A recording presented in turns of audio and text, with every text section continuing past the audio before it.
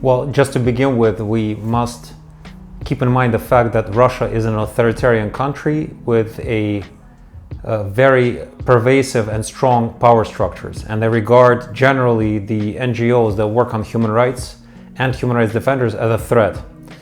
Every time that there is an outpouring of social solidarity or some kind of a social movement to protect basic human rights, there is a very harsh reaction by the authorities, and that comes in the form of usually repressive legislation, namely these infamous foreign agents law that was adopted in 2012 that basically required any NGO that receives foreign funding to register with the Ministry of Justice, and which meant that they would be subject to increased surveillance, to increased administrative burdens, fines, and often leading to dissolution.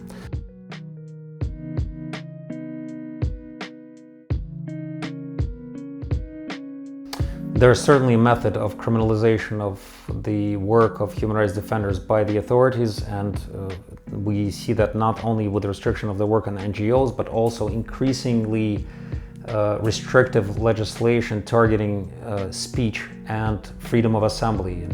Just the simple fact of participating in an unauthorized rally or picket 3 times might lead to criminal prosecution.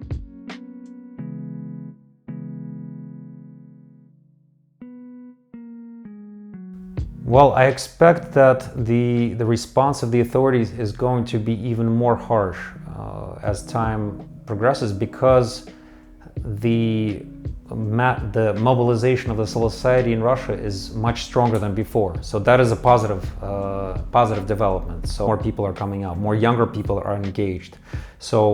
And that in turn generates again a more harsh response by the authorities, more legislation coming into force that restricts their activities, more brute force used against peaceful protesters by the authorities.